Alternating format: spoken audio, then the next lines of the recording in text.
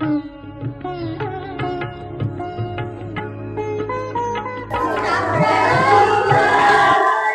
Afternoon बच्चों, sit down. Thank you sir. तो बच्चों, आपने लेसन नंबर 5 में आज तक अभी तक पढ़ा है प्रेजेंट इंडेफिनिट टेंस के जो अफर्मेटिव सेंटेंस के जो सेंटेंस हैं, वाक्य हैं, उनको आपने पढ़ा है, उनके नियम को लिखा है, उनकी पहचान को भी लिखा है। इसके बाद आपके सामने नेगेटिव सेंटेंस है।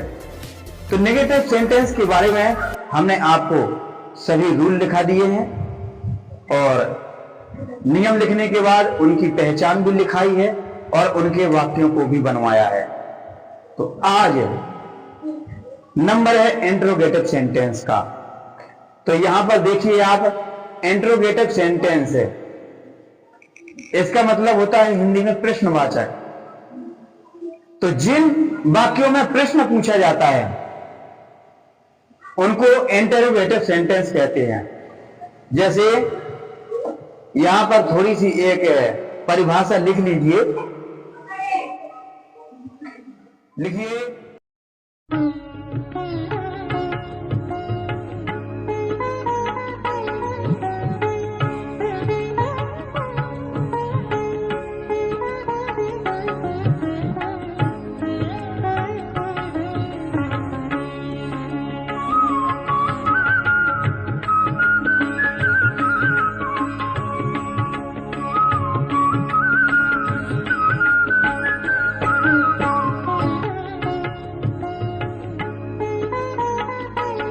जल्दी से ये परिभाषा लिख लीजिए।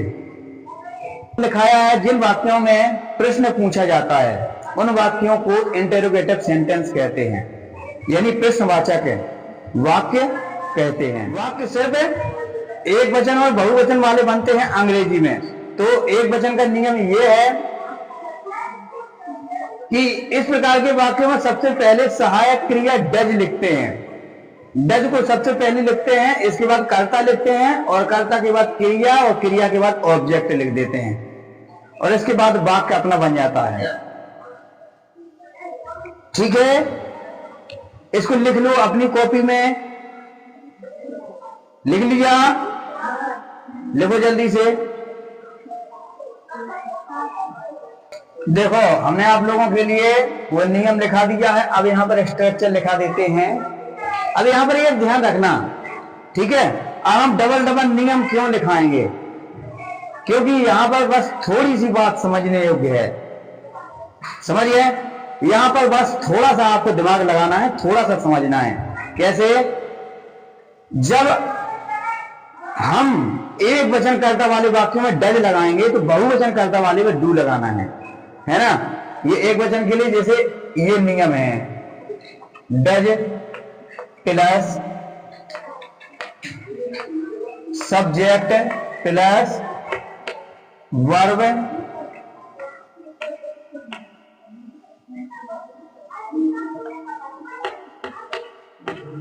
वर्ब की फर्स्ट फॉर्म प्लस ऑब्जेक्ट है।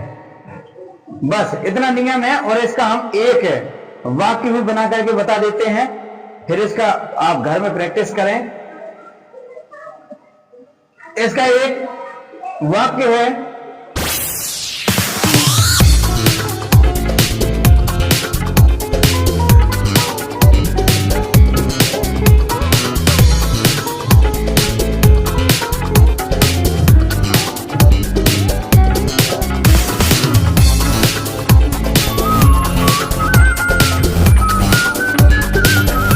देखिए यहां पर क्वेश्चन पूछा गया है, इसलिए क्वेश्चन मार्क जरूर लगाएं।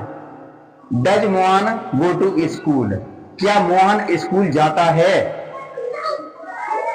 इस तरीके से वाक्य बनाएंगे हम, यही वाक्य प्रश्नवाचक होते हैं। नियम नंबर दूसरा है,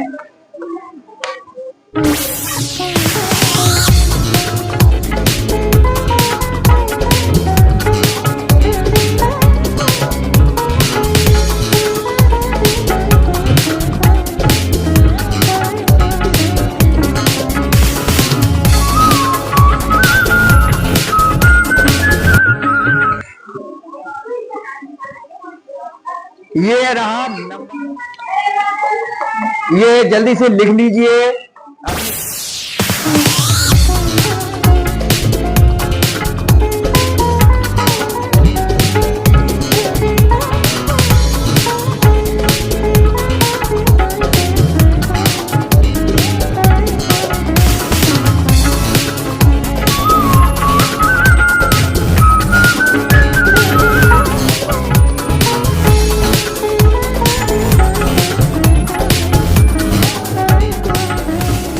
इसका वाक्य क्या बनेगा? Do they go to school. लिखो जल्दी से।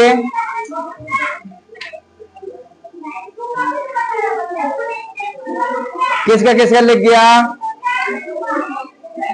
लिखें जल्दी से।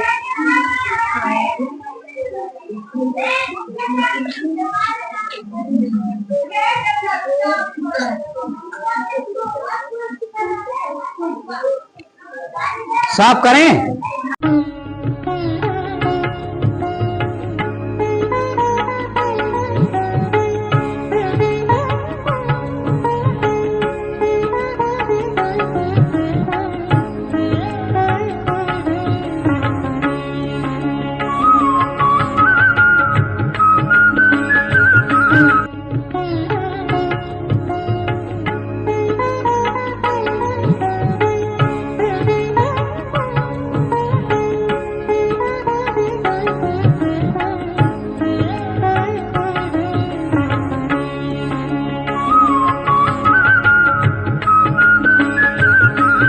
टेंस में कार्य हमेशा कंटिन्यू जारी रहता है, कार्य रुकता नहीं है। इसलिए इसकी मुख्य पहचान यही है कि प्रेजेंट कंटिन्यूअस में कार्य हमेशा जारी रहता है, काम हमेशा चलता रहता है। समझ में आया? लिख लीजिए जल्दी से।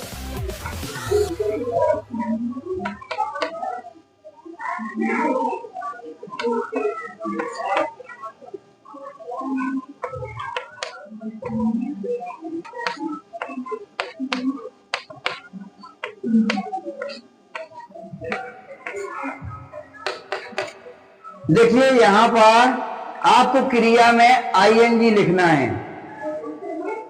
सबसे पहले कर्ता लिखेंगे आई बी यू दे। बहुवचन कर्ता वाले वाक्यों में सबसे पहले अपन को कर्ता लिखना है। कर्ता लिखने के बाद सहायक क्रिया इज, एम, आर में से किसी एक क्रिया को लगाना है और लगा करके मेन वर्ब में जो मेन क्रिया है उसमें आईएनजी लिखना है।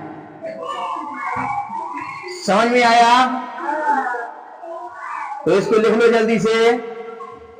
लो बोर्ड में देखिए।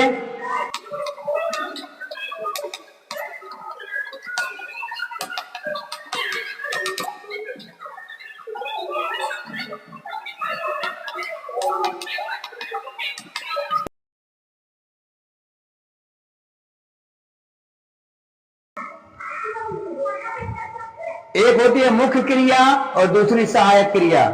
मुख्य क्रिया तो इंग्लिश में मेन वर्ब कहते हैं और सहायक क्रिया को इंग्लिश में हेल्पिंग वर्ब बोलते हैं। समझ में आया? ये दो क्रियाएं होती हैं। तो कुछ वाक्यों में सहायक क्रिया से ही काम चल जाता है और मेन क्रिया से ही काम चल जाता है, उसमें सहायक क्रिया नहीं लगती है।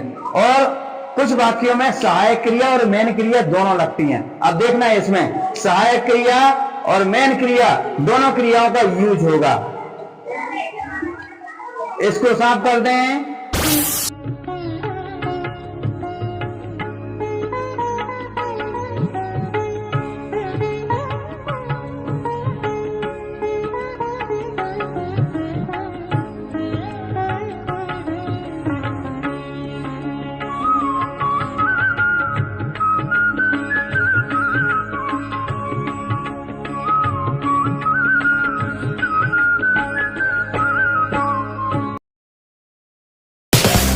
यहां पर ये समझ लेना है आप, और इन चीजों का ध्यान रखोगे तो आपके सेंटेंस कभी भी गलत नहीं हो सकते।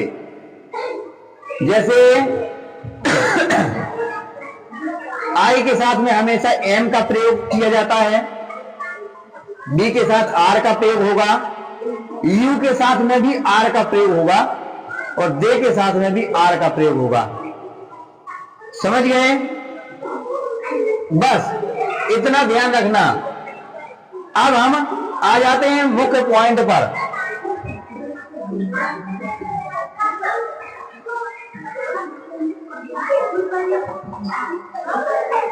देखिए, अब वाक्य बनाने का नियम है, सबसे पहले कर्ता सब्जेक्ट ले ले और इज एम आर में से किसी एक का चुनाव करना है, एक लिखना है कोई भी। समझ गए? तीनों को नहीं लिखना है। इसके बाद मेन क्रिया में आईएनजी लगा देना है और ऑब्जेक्ट लिख देना है, वाक्य सही रहेगा, है ना, वाक्य गलत नहीं हो सकता। अब यहां पर उदाहरण के लिए एक वाक्य लिख रहे हैं,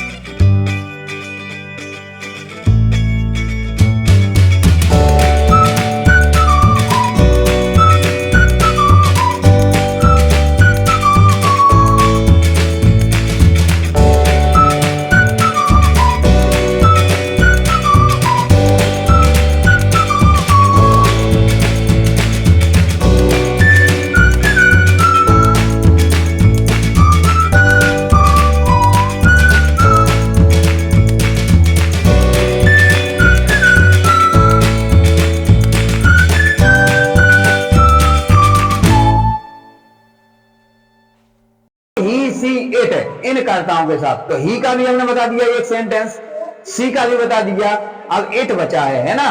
तो इट के लिए जिन वाक्यों में कोई कर्ता नहीं होता है, काम करने वाला नहीं होता है, ठीक है, उन वाक्यों में इट का प्रयोग किया जाता है। जैसे वर्षा हो रही है, क्या हो रही है?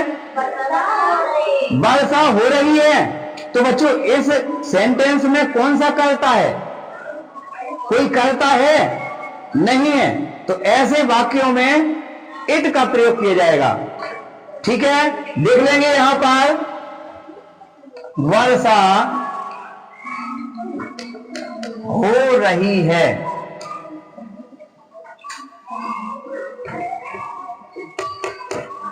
तो बच्चों यहां पर देखेंगे सीधा इट लगा देना है सबसे पहले।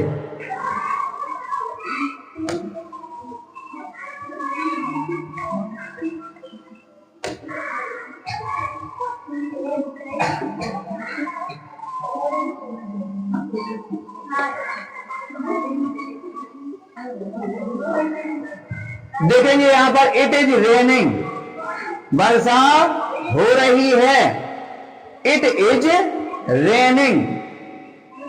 रेन मीन्स वर्षा होती है, समझ गए।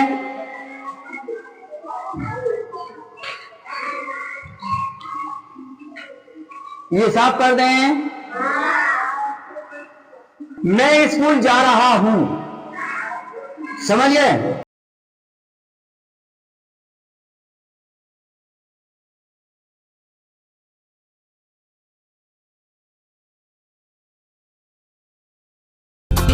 I am going to school,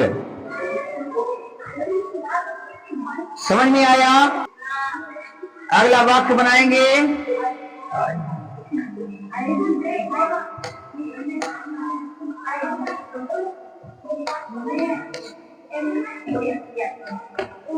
we are going to school.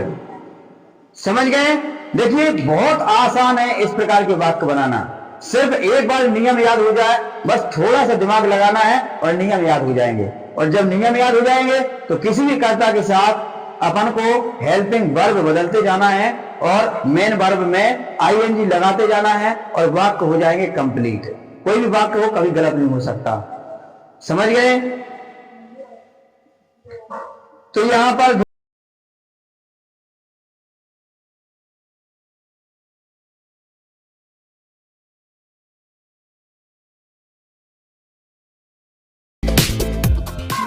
तो बच्चों यहां पर नेगेटिव सेंटेंस के लिए हमने ये नियम रख दिया है। अब आपको ये पहचानना है कि कर्ता कौन सा है, एक वचन वाला है कि बहुवचन वाला है। उन कर्ताओं के साथ में कौन सी हेल्पिंग वर्ब लगना है, इज, एम, आर में से किसी एक को चुन करके, समझ गए, उसको लिख देना है और हेल्पिंग वर्ब के बाद नॉट लगा करके क्रिया में आईएनजी लगाना है और ऑब्जेक्ट लिखते जाना है। वाक्य आपका एकदम करेक्ट हो जाएगा, सही हो जाएगा। समझ गए? चलो यहां पर बारी बारी से हम एक एक वाक्य आपको बनवा देते हैं।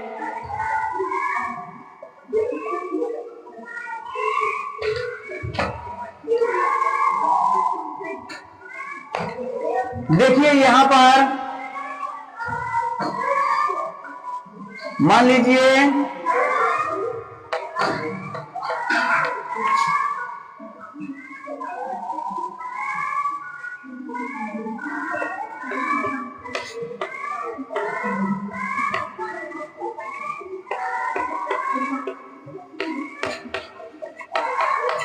कविता पानी नहीं पी रही है। समझ गए?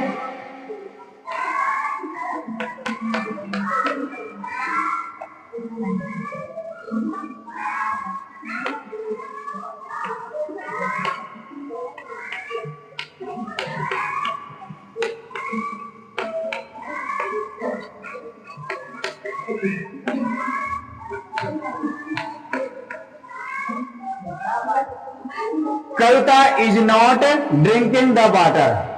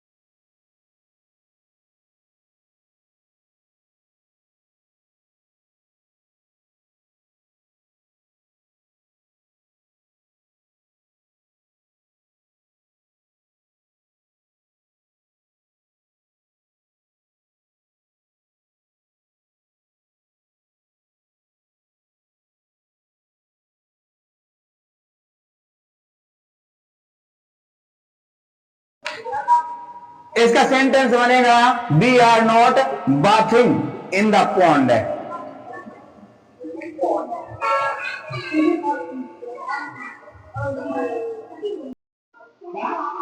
तो समझ में आया बच्चों? चलो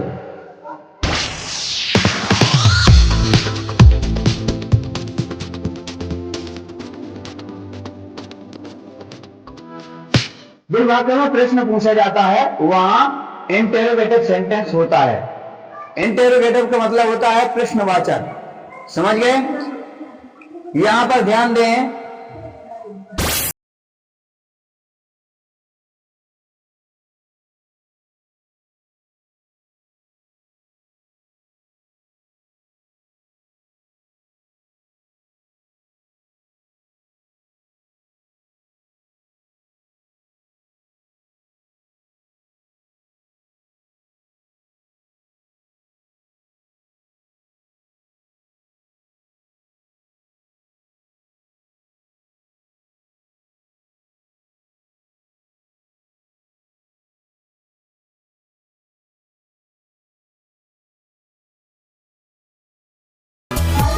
तो बच्चों यहां पर समझे, ध्यान दें, इस प्रकार के वाक्यों में सबसे पहले एज एम आर को सबसे पहले लिखते हैं, समझ गए। इसके बाद कर्ता लिखने के बाद मेन वर्ब मुख्य क्रिया में आईएनजी लगाकर ऑब्जेक्ट लिख देते हैं, समझ गए। बस इसका ध्यान रखना है, प्रश्नवाचक वाक्य आपसे बन जाएंगे। इसको लिख लो, फिर इसके बाद हम बताते हैं, देखो कितने सरल हैं। बस कुछ भी नहीं करना है, नियम को थोड़ा सा चेंज करना।